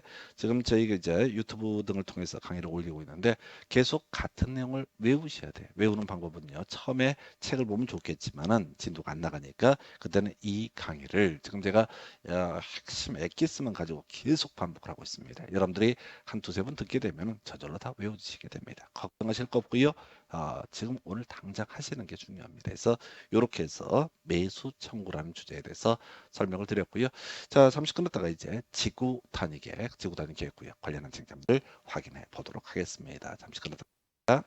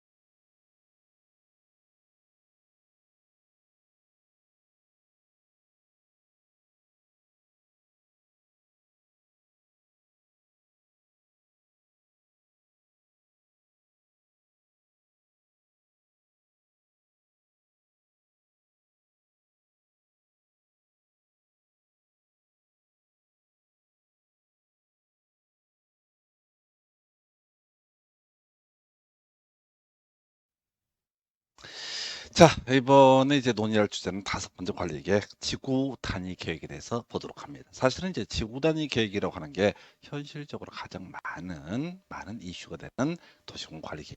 왜냐면 용도적이나 용도지구나 용도구역은 약간 다른 별개의 문제지만 용도적 기반시설 이런 것들 원칙적인 절차를 거치려면 엄청나게 이반 결정 과정에 긴 시간이 소요가 그래서 현실에 있어서는 겁나 빠른 용도지요. 겁나 빠른 용도지고 겁나 빠른 기반 시설을 가리켜서 뭐라고 한다? 지구 단위 계획이라고 부르게 됩니다. 그래서 자, 각 시군에 있는 홈페이지 가서 보시게 되면 도시군 관리 계획 내용을 보면 거의 대부분이 다 지구 단위 계획이라는 표현을 쓰게 됩니다. 해서 논리 구조를 하겠습니다. 토지가 있습니다. 그러면 일단 다른 건 몰라도 무조건 뭐가 깔려 있다? 용도 지역이라고 하는 거 21개 중에 하나의 용도 지역을 갖게 된다. 이게 출발점이 되는 거예요. 그래서 다른 거 없으면 무조건 용도 지역에 따른 규제를 적용을 받기 때문에 자, 토지 소유자 이에 따른 건폐율과 용적률, 용도 제한 등 이런 걸 규제에 맞췄을 때 개발행위 허가라는 것을 받아낼 수가 있습니다. 자, 그런데 이 토지 위에 이미 본 것처럼 용도지구라는 규제가 있게 되면 용도지구를 우선하게 적용한다. 이 토지 위에 기반 시설의 설치 정비 계량에 관한 사항이 있게 되면 이때는 뭐라고요? 기반 시설에 관한 사항을 우선 적용을 하기 때문에 용도지구에서 건물 지을 수 있다고 되어 있다 할지라도 기반 시설의 설치 정비 계량 결정돼 있으면 건폐율 제로, 용적률 제로, 건물을 지을 수가 없다라고 제가 설명을 드렸습니다. 그래서 얘들이 우선 적용을 하는 거야. 자, 그런데 앞에서 우리 지구단위계획 관련해서 몇 가지 쟁점을 공부했던 바가 있습니다. 도시군 관리계획 총론 파트에서 논의했던 쟁점 뭐냐라고 했을 때 이렇게 설명을 드렸습니다. 자, 원래 관리계획을 입안할 때 환경성 검토나 토지 적성 평가 같은 일정한 절차를 거쳐야 됩니다. 그런데 자, 각종 절차를 했을 때 우리 무식하게 겁나 빨라 오지라고 해서 5년 내 토지 적성 평가 등을 실시했을 때 환경성 검토 등을 실시했을 때 그 절차를 생략할 수 있다. 이런 거 하나 있었고요. 또 하나 쟁점으로 삼아냈던 것 중에 하나가 뭐냐면은 지구 단위계획 운운하게 되면 어떻다? 각종 절차를 있다. 이렇게 설명드렸었고 두 번째, 자 관리계획 위반이라고 하는 거 주민이 위반을 할 수는 없고 위반을 제한을 할 수가 있다라고 설명을 드렸습니다.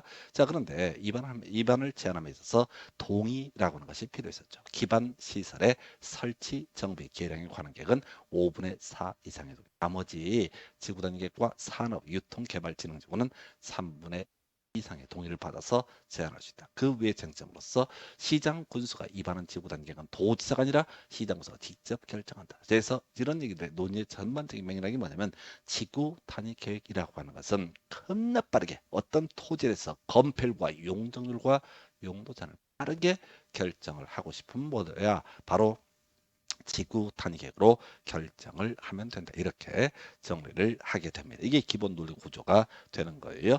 자, 그러다 치고요. 이제 이런 논의의 전제 하에서 이제 스토리 자체에 가는 거야. 자, 용도 지역을요. 자, 예를 들어서 일종 전용 주거지역에서 일종 일반 주거지역으로 빠르게 바꾸고 싶어. 그러면 지구 단위 계획으로 하면 되는 겁니다.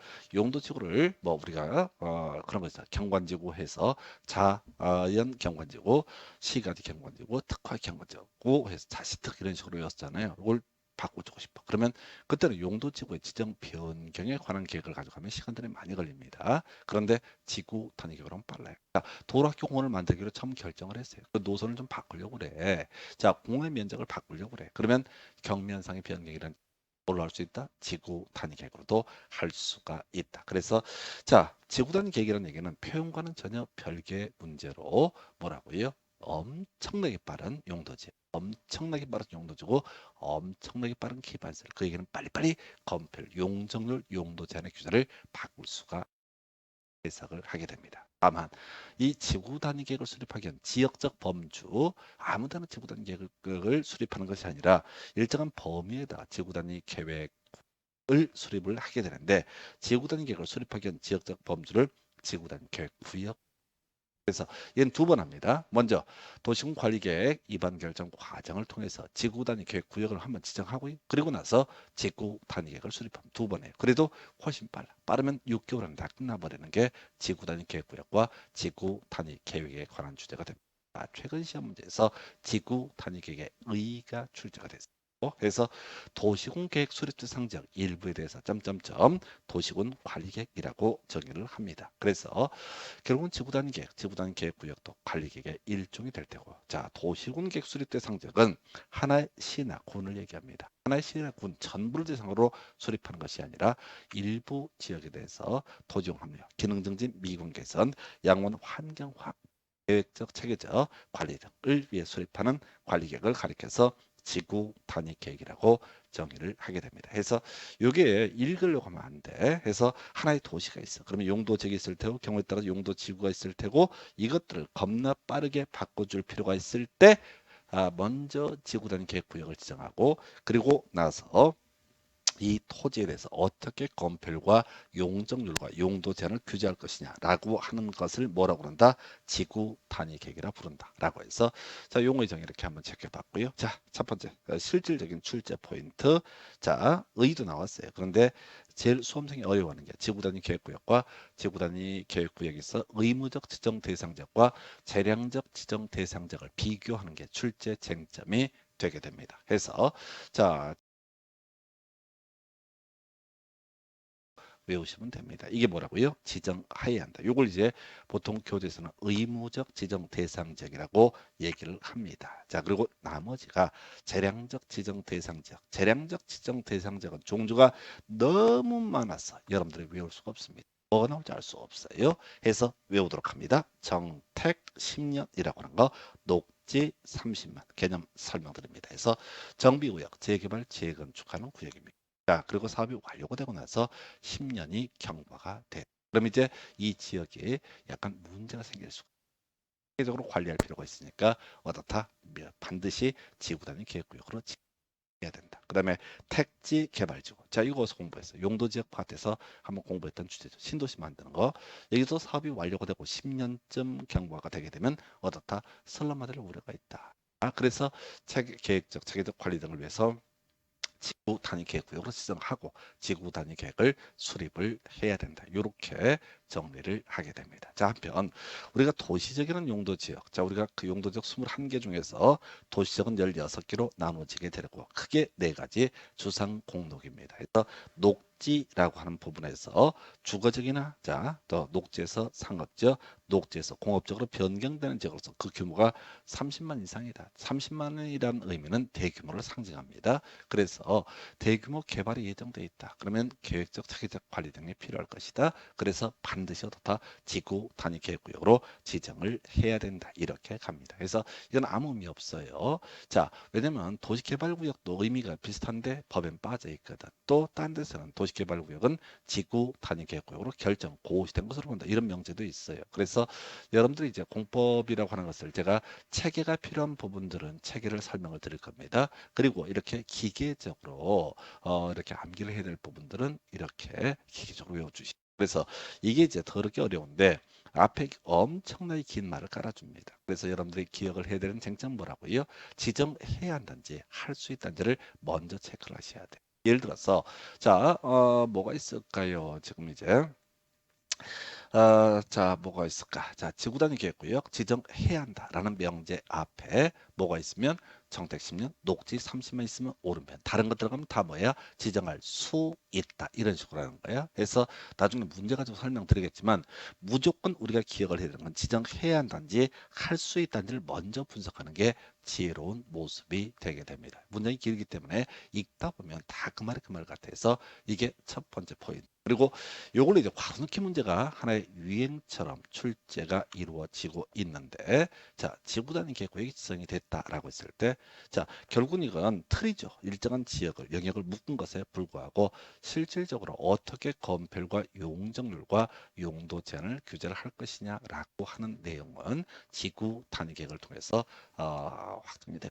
그래서 어떤 지역이 자 용도 지역은 무조건 깔려 있는 상태에서 지구 단위 계획 구역으로 지정이 됐는데 3년이 경과하도록 지구 단위 계획이 결정 고시가 되지 않게 되면은 그 3년이 된 날에 다음 날에 바로 그 지구 단위 계획 구역은 실효 효력을 잃게 된다라고 이렇게 되어 있습니다. 자, 효력을 잃는다. 몇 개 공부하셨죠? 어디에서 시가화 조정구역이라고 하는 부분에 있어서 시가화 유보 기간이 끝난 날에 다음 날 자동으로 효력을 잃게 된다. 이런 거 하나 있었고요.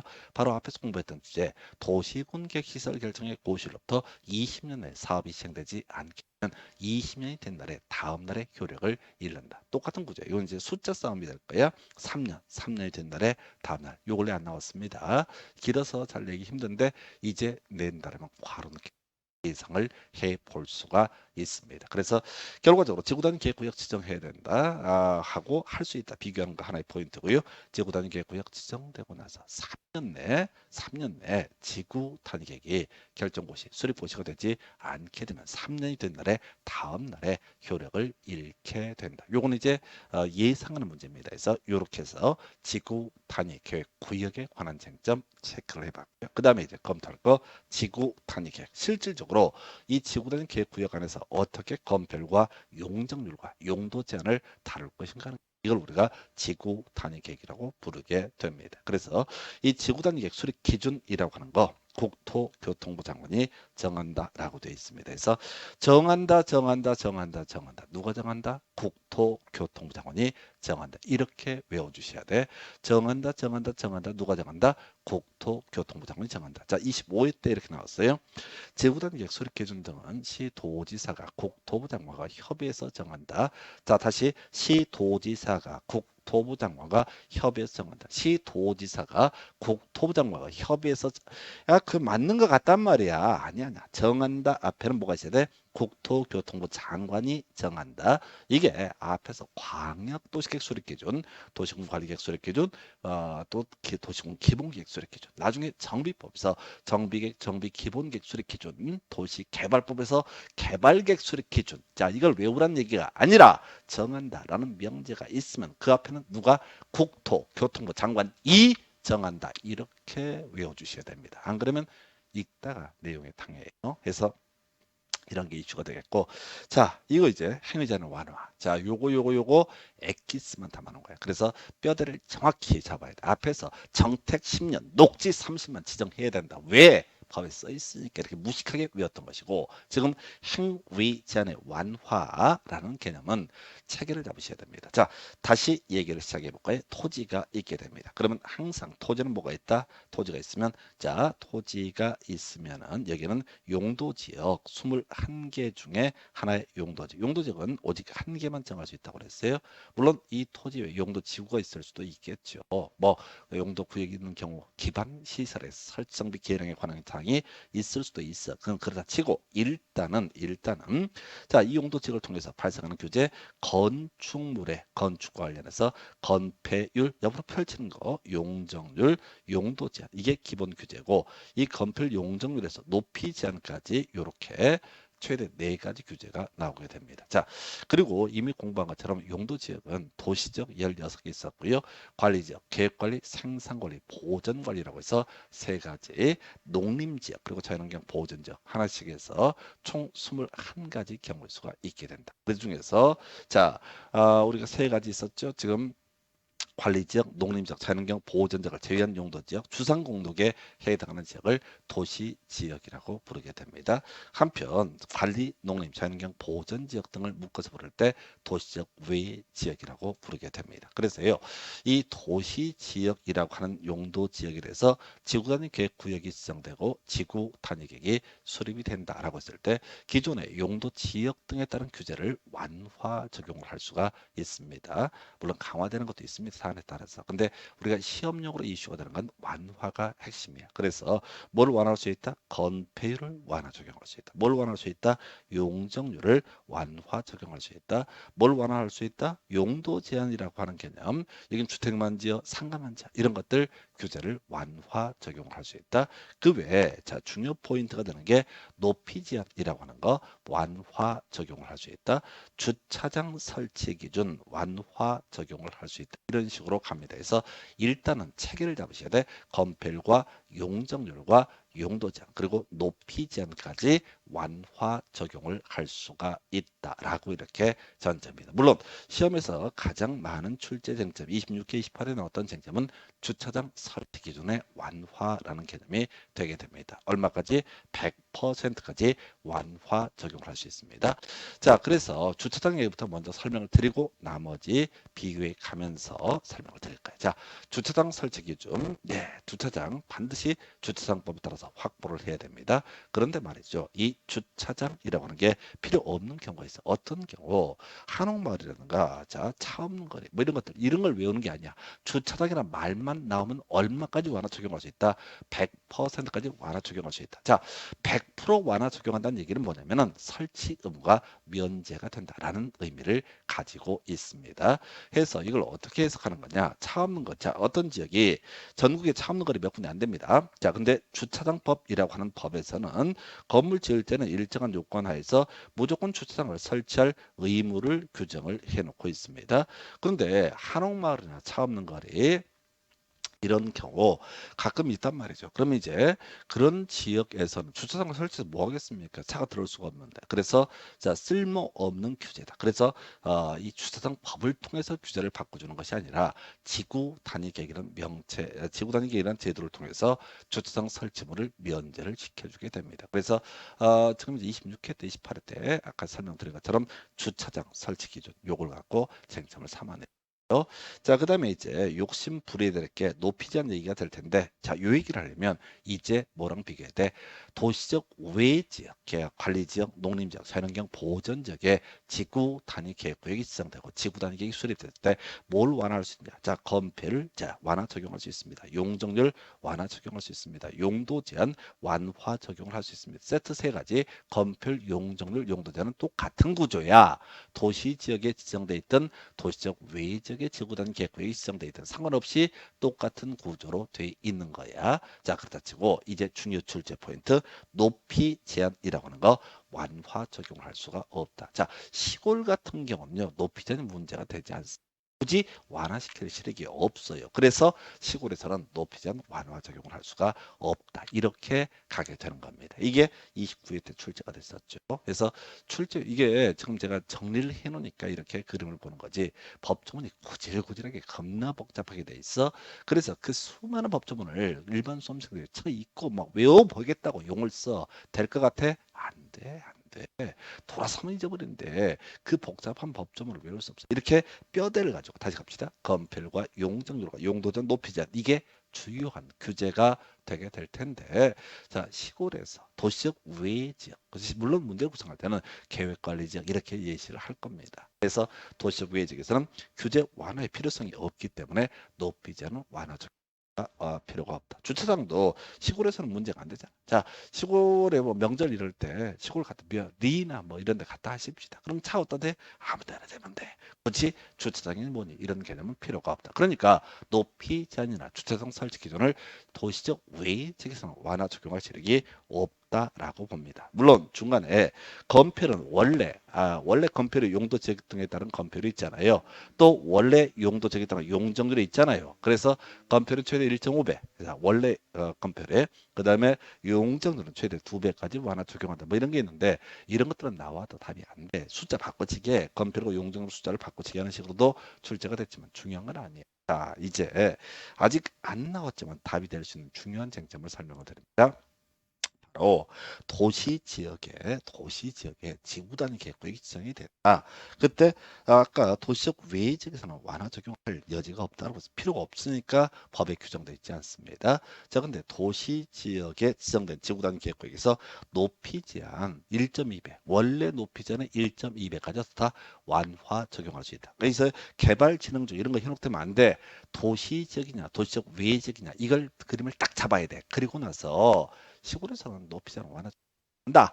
두 번째 도시 지역에서는 그 개발 진행 지구의 1.2배, 1.2배를 아예 외우고 들어가셔야 돼. 왜? 29회 때 높이 제한 가지고 도시 지역 외 지역에서라는 전제를 깔면서 높이 제한 1.2배까지 완화 적용할 수 있다. 이걸 답으로 뽑아냈거든. 그러면 이제 비교할 수 있는 것이 뭐라고요? 도시 지역에서는 얼마? 1.2배까지 완화 적용할 수 있다. 나머지 경우의 수가 있는데 자, 이 법조문의 구조상 지문들이 너무 길어서 출제하기 곤란합니다. 그래서 우리가 기억해야 될 것은 바로 이 개발지능직에서는 높이지 않 1.2배까지 완화 적용할 수 있다. 그래서 이게 딱 그림으로 보니까 간단해 보이지만 실질적으로는 너무너무 힘들어요. 그래서 여러분들이 이게 줄줄줄 암기가 돼 있지 않게 되면 문장 형태로 던졌을 때 멘붕 옵니다. 제가 여러분들하고 이렇게 공부를 하고 하면서 부탁을 드리는 이유 것 중에 하나가 뭐냐면 뭐 하나라도 똑바로 외우셔야 돼. 이해하시고 이해를 했다는 얘기는 내가 강의를 잘한 겁니다. 이해가 안 되면 여러분 머리가 안 좋은 겁니다. 근데 그런 것도 다 부질없는 얘기고 다 말장난에 불과한 거고 핵심 이슈는 문제를 봤을 때 이게 딱 떠올라야 돼. 그렇게 하려면 체계를 잡아야 될 부분 체계로 또 앞에서 정택 10년 녹지 30만처럼 기계적으로 접근할 부분은 또 기계적으로 접근하는 가 필요합니다. 해서 이렇게 설명드렸고 자 아까 우리 지구단 계획구역 지정되고 3년 내 지구단 계획을 수립하지 않게 되면 3년이 된 날에 다음날 효력을 잃는다 이런 게 있었어요. 자 그런데 또 한번 시료가 문제가 돼. 지구단 계획구역 지정했습니다. 3년 경과되기 전에 지구단 계획도 수립했습니다. 자 그런데 공사 5년 내에 자 시작하지 않게 되면 5년이 된 날에 다음 날에 어떻다 효력을 잃게 된다. 문장 보지 마시고요. 어차피 이 문제는 앞에 3년 시리즈하고 5년 시리즈 이렇게 5년이 된 날에 다음 날, 3년이 된 날에 다음 날 이렇게 괄호넣기 문제로밖에 낼 수가 없습니다. 그래서 지구 단위 계획 구역 지정되고 지구 단위 계획이라고 하는 거 3년 내 수립하지 않게 되면 3년이 된 날에 다음 날 지구 단위 계획 구역은 효력을 잃게 된다. 자, 하나 더. 지구 단위 계획이 수립되는데 5년 내에 착공 공사를 하지 않게 되면 이때는 5년이 된 날에 다음 날에 그 도시군 관리 계획 결정은 효력을 잃게 지구 단위 계획은 효력을 잃게 된다. 이렇게 정리를 합니다. 그래서 자 이렇게 한 페이지로 제가 보니까 되게 쉬운 것처럼 오해할 수 있어. 아니야. 여러분들이 쉼없이 반복해서 들어서 이게 숙달이 돼야지 내게 되는 겁니다. 그래서 자 이렇게 해서 5번째 관리계 바로 지구 단위 계획에 대해서 설명을 드렸고 잠시 끊었다가 개발 항의 허가 등 관련된 쟁점들 설명을 드리도록 하겠습니다.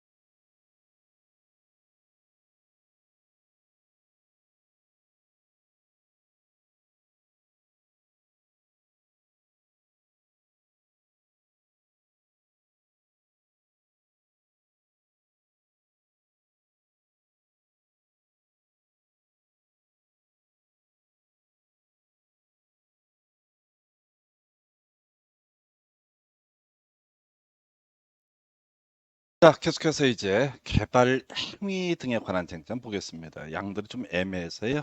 이번 시간은 개발 행위에 관한 주제까지만 보시게 되겠고, 좀 복습을 해 두세요. 그리고 나서 다음 시간에 개발 행위 허가, 그리고 같이 묶어서 개발 밀도 관리 구역, 기반 시설 부담 구역, 이런 내용들 살펴볼 거예요. 일단은 뭐 계속 반복해서 드릴 말씀이지만은 개발 밀도 관리구역, 기반시설 부담구역 나와 있으니까 미리 하나 기억하겠죠. 바로 용도 구역이라는 개념이 되게 됩니다. 다시요, 도시군 관리 계획이라고 하는 것이 있었죠. 도시군 관리 계획이라고 하는 개념에는 용도 지역이라고 하는 것이 하나의 축이 될 테고, 두 번째 용도 지구라고 하는 것이 또 하나의 축이 됩니다. 세 번째가 용도 구역이라고 하는 것도 하나의 축이 되죠. 그래서 자, 기반 시설의 설치 정비량, 그리고 앞 시간에 공부했던 지구 단위계까지 다섯 개를 묶어서 우리가 주로 국토 계획과 다루는 도시군 관리계 이외에도 도시 개발 사업, 정비 사업까지 7개가 관리계획이네요. 자, 근데 용도 구역에서 기억하실 게 개, 시, 수, 도, 입 이렇게 외웠던 기억이 있습니다. 그래서 개발 제한 구역, 시가화 조정 구역, 수산점 보호 구역, 도시 자연 공원 구역, 입지 규제 최소 구역까지 5개가 용도 구역에 해당이 되게 됩니다. 문제는 개발 밀도 관리 구역은 용도 구역이 아닙니다. 기반 시설 부담 구역은 용도 구역이 아닙니다. 자, 그래서 자, 그동안 문제에서는 개발 밀도 관리 구역을 갖고 쟁점을 삼아내서 구역이란 말이 붙어 있고요. 개발 뭐 이런 말 붙어 있으니까 비슷한 느낌을 주게 됩니다. 이거 주의하셔야 되겠고요. 자, 이제 앞에서 도시군 관리 계획이라고 하는 걸 통해서 자, 건축물 관련한 규제가 중심이 됐었죠. 건축물의 건폐율과 용적률과 용도 제한, 또 간접적으로 높이 제한 뭐 이런 것들을 규제한다라고 설명을 드렸습니다. 그래서 토지 소유자가 자신의 토지에서 개발행위 대표값이 건축물의 건축입니다. 요거 하려면은 요거에 자, 이 용도 지역 등의 도시군 관리 계획에 적합했을 때만 개발 행위 허가라고 하는 것을 받아낼 수가 있게 됩니다. 자, 그래서 이제 개발행위 범주부터 확인을 해 보겠습니다. 자, 여기서는 이제 규제에 따른 불조, 요것만 이제 출제 포인트고요. 개발행위의 범주라고 하는 것 자체는 사실 그렇게 중요한 않습니다. 다만 이건 기초적인 개념이에요. 개발행위 뭐냐라고 했을 때 건축물의 건축, 공작물의 설치, 토지용들 변경, 토속 특지, 토지분할 물건을 쌓아놓는 행위, 뭐 이런 행위 등을 가리켜서 우리가 개발 행위라고 부르게 됩니다. 그래서 건축물, 건축법 제2조 1항 제2호 규정에 따른 건축물의 건축이라고 이 건축법에서 건축물이라고 하는 것은 이런 식으로 정의합니다. 자, 지상에 설치하는 공작물 가운데서 지붕과 기둥 또는 벽으로 이루어져 있는 것. 그래서 지붕은 반드시 있어야 되고요. 기둥이나 벽 둘 중에 하나가 있으면 건축물. 그래서 이 건축물 건축하려면 건축법에 따른 건축 허가를 받아야 되는 건 별개 문제로 개발 행위 허가라고 하는 것을 받아야지 뭘 할 수 있다. 바로 건축물의 건축을 할 수 있습니다. 으로는 한꺼번에 자, 건축허가 나오게 되면 16개, 17개의 인허가가 동시에 나오게 돼요. 그래서 뭐 그렇다 치고 시험에는 안 나와요. 대신 이제 이 건축물의 건축을 하고자 하는 사람은 앞에서 공부했던 주제 도시군 관리계획 제시하는 건폐율과 용적률, 용도제 또는 높이 제한 등에 적합했을 때만 이게 허가가 나오게 될 것입니다. 제일 중요한 거예요, 사실은. 그다음에 이제 공작물의 설치. 공작물의 개념이라는 것이 인공을 가해서 제작한 시설물을 얘기하는데 원래 건축물도 공작물의 건축물의 건축에 대해서는 따로의 개발 허가를 규정하고 있으니까 건축법에 따른 건축물을 제외한 나머지 공작물의 설치도 개발 행위 허가를 받아야 합을 만든다거나 이런 것도 허가 받아야 이런 것이 아니라 토지용질 변경이라고 해서 절토, 성토, 정지, 포장 등의 방법으로 포인트 토지의 형상을 변경 또는 자 공유수면을 매립하는 것 이런 것을 가리켜서 토지 형질 변경 용어의 정의 때문에 설명드립니다. 먼저 공유수면의 매립이라고 하는 개념. 자, 우리가 어디서 공부하시냐면 공간정보법에서 토지 신규 등록이라는 주제를 얘기할 때 신규 등록이 뭐냐라고 했을 때 바다를 메꿔서 새롭게 육지를 만든다. 이렇게 하는 것 이런 것을 가리켜서 신규 등록이라고 예시. 이게 이제 공유수면의 매립. 될 테고요. 토지 모양을 바꾼다라고 되어 있어요. 근데 이제 절도 잘라낸다는 얘기죠. 석도 쌓아 올린다, 정지 다진다, 포장, 아스팔트 포장, 하여튼 이런 식으로 해서 토지 형상, 건물 짓고 공장으로 설치뿐만 아니라 토지 형상을 변 이것도 개발 행위의 일 때문에 일종이기 때문에 어떻다 이것도 허가를 받아야 돼. 토속지 흙모래 자가를 채취하는 토지 분할. 자, 우리가 이제 공간 정보법을 공부하셨던 분은 쉽게 이해합니다. 하나의 토지를 두 개로 만든다. 이걸 토지 분할. 두 개의 토지를 한 개로 만든다. 이걸 합병, 합필이라는 용어를 쓰게 됩니다. 내용 보실 거 없고요. 토지 분할을 할 때도 어떻다? 바로 기본적으로 지금 개발 행위 허가를 받아야 나중에 얘는 쟁점이 하나 나오게 되는데 그 외 물건을 자 일정한 경우에 1월 이상 쌓아 놓는 행위도 허가를 받아야 된다. 이게 이제 원칙에 관한 주제가 되게 됩니다. 이런 것을 가리켜서 뭐라고 한다? 개발 행위의 정의를 이런 것을 가리켜서 정의를 하게 됩니다.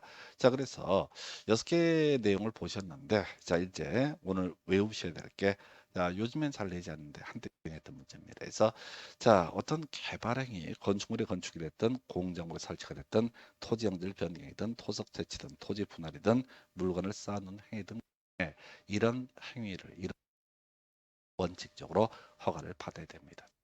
출제 포인트가 되는 게 뭐냐라고 했을 때, 자 이렇게 허가 대상 개발행위라는 항목이 있죠. 그래서 일정하게 허가를 받았습니다. 허가를 받았습니다. 근데 이 사업 기간을 연장을 하거나 사업 면적을 확대를 하고 여러분이 기억하실 것은 연장할 때 어떻다, 확대할 때 어떻다 허가를 받아야 이걸 외우셔야 돼. 일단 그다 치고요. 한편 허가를 받았습니다. 네, 아까 우리 연장은 다시 허가를 받아야 되는데 그 사업 기간을 단축하거나 면적을 5% 범위 내에서 축소, 5%까지면은 포인트가 안 될 테고 축소한다라고 그냥 우리가 자 기존보다 좀 작아지게 돼서 통지만 하고도 다 이것을 할 수가 있다 이렇게 해석을 하게 됩니다. 자, 허용사항으로서 두 개 여기서 예시하고 있어요. 자, 최대 세 개가 나올 수가 있는데 보셔야 됩니다. 그래서 이미 공부했던 주제죠. 용어의 정의 파트에서 도시군 계획사업이라고 해서 도시군 계획사업이라는 게 도로, 학교, 공원을 만드는 사업인 도시군 계획시설 사업이라 도시 개발 사업, 또 정비 사업 세 개를 묶어서 부를 때 도시군 계획사업이라는 표현을 이 도시공계획 사업 과정에서 건축물의 건축이든 공작물의 설치든 토지영질 변경이든 토속 채취든 토지 분할이든 이런 것은 어떻다 허가를 요하지 않. 네, 우리가 도시공계획시설 사업할 때 그런 설명을 드렸었죠. 도로, 학교, 공원을 설치하기로 결정 고시를 하게 됩니다. 즉 도시군 계획 시설, 도시군 계획 시설 결정 고시를 하게 됩니다. 도시군 계획 시설 그러면 시행자가 정해져. 시행자가 실시 계획이라고 하는 것을 작성해서 확정 짓는 것을 인가 고시라 불렀습니다. 그러면 그때부터 뭘 할 수 있다? 착공을 할 수가 있다라고. 그래서 도시군객시설 사업 시행 과정에서 건축물의 건축을 한다. 건물을 짓는다. 그때 따로 이 허가를 받아야 될 것이냐라고 했을 때 그렇지 말씀을 드리겠습니다. 왜? 이미 실시계획 인가안에 모든 내용이 다 포함이 되어 있기 때문에 한편 도시개발 사업에 있어서 똑같은 용어를 씁니다. 실시계획 인가라고 하는 게 있으면 자 도시개발 사업 할 수 있어요. 도시개발 사업 과정에서 아파트 지을 수 있잖아요. 도로 포장할 수 있지 않습니까? 아파트 짓는 것은 건축물의 건축이 될 테고 그 다음에 도로를 포장하는 것은 되게 됩니다. 그래서 이미 도시개발 사업 과정에서 실시계획 인가라는 표현을 똑같이 그래서 이때 따로 이미 수많은 인허가가 의제가 되기 때문에 허가를 요하지 않는다. 이런 우리가 이제 시험 문제 구성할 때 도시개발 사업이 과거에 한참 유행으로 출제가 됐었고요. 정비 사업은요, 약간 다르죠. 건설 계획의 확정을 자 우리 분양권 얘기, 입주권 얘기할 때 사업 시행 인가 다시 가볼까요? 사업 시행 인가 그 다음에 공급 계획을 관리 처분 인가 이런 식으로 설명을 드렸습니다. 그래서 사업 시행 인가를 받았다는 얘기 수많은 인허가가 의제가 되 때문에 그때 따로이 자 정비사업하는 과정에서 따로이 허가를 요하지 않는다. 이런 식으로 설명을 드리게 됩니다. 묶어서 도시공개사업이라는 표현을 쓸 때도 또 우리 시험에서는 도시개발사업이라는 표현을 쓰는 사례도 있게 됩니다. 그래서 이런 경우는 허가를 요하지. 그다음에 이제 경작 나와 있죠. 읽지 마요. 읽지 마. 경작 나오면 다 허가를 요하지 않는다. 이렇게 정리합니다. 그래서 이게 좀 전통적으로 좀 오래된 한 7, 8년 전에 한참 유행했던 문제 패턴이 되게 될 텐데 여러분이 기억하실 것은 연장이라는 표현 나오게 되면 확대라는 표현이 나왔다. 이때는 연장이나 확대는 이때는 허가를 받아야 돼. 얘기를 하고요. 단축이나 축소라는 표현이 나오게 되면 이때는 어떻다 허가를 요구하지 않고 통지만 해도 된다. 근데 문제를 구성할 때는 연장하거나 단축하는 경우 허가를 받아야 된다. 틀렸습니다. 연장하거나 단축하는 경우 허가를 요구하지 않는다. 틀렸습니다. 연장과 단축은 별개 문제야. 확대하거나 축소하는 경우 허가를 요한다. 틀렸습니다. 확대는 허가를 받아야 되고 축소는 허가를 요하지 않게 됩니다. 그래서 요 뼈대를 좀 잡아주셔야 정확하게 가셔야 돼. 이게 되게 간단한 것 같은데 까다로워요. 그 다음에 허용 대상 개발 행위와 관련해서 이슈가 되는 게 도시 고운 계획 사업이라고. 또는 이제 시험 문제에 더 많이 나왔던 것은 도시공개획 사업의 일종인 도시 개발 사업이라고 하는 게 하나의 이슈가 되게 될 것이고요. 그 다음에 이제 지금 경자 앞에 수식어 효용되면 안 돼. 지목 변경을 수반하고 안 하고 뭐 이런 게 중요한 게 아니라 경작 나오면 무조건 허가를 요하지 아니한다. 그리고 이게 빠져 있지만 자 어떤 개발 행위라고 하는 것이 재복구 등을 위한 조치다. 그러면 이때도 허가를 요하지 않는 최근에 일단은 이것도 이제 문제 풀어가면서 체크를 해야 될 그런 사안이에요. 문제에서 체크를 해야 될 사안인데 일단은 연장과 확대 허가를 요한다. 또 허가를 요하지 않는다. 그다음에 이제 도시공개획 사업하고요, 경작, 재복 등은 허가를 요하지 않는다. 이게 이제 허가를 요하느냐, 허가를 요하지 않느냐. 전통적으로 출제가 되었던 그런 영역이 되겠습니다. 자, 그 다음 이제 검토드릴 주제는 사실은 이제 개발 행위 허가의 기준 등에 관한 주제. 양이 방해하게 됩니다. 그래서 요거는 자 다음 시간에 가야겠고 조금 빨리 수업을 이제 마치도록 하겠습니다. 그래서 자 일단 고생 많으셨고요. 여러분들이 한 4주 됐나요? 그래서 한 3개월 정도 스케줄로 제가 수업 진행을 하고 있는데 요는 있는 그 순간순간에 그리고 돌아서면 다 잊어버리는 것도 다 인정하셔야 돼. 자, 인정하시 그래서 그거 좀 전제로 마음을 좀 다잡고 앞으로 꾸준하게 공부를 해 가시죠. 다음 시간에 계속해서 이제 검토 드릴 주제가 일반적 기준 얘기하고요. 법령 개정 사항이 있죠. 성장 관리 구역이라고 성장 관리 계획구역, 성장 관리 계획이라고 해서 기존에 1월 달 되기 우리가 12월 달에 교재가 이제 완성이 됐었는데 그래서 약간 법령 개정되고 내용이 변화가 있습니다. 그 내용들 다음 시간에 이어서 설명을 드리도록 하겠습니다. 그래서 자, 오늘 여기까지 가시고요. 다음 시간에 뵙겠습니다. 자, 수고했습니다. 마치겠습니다.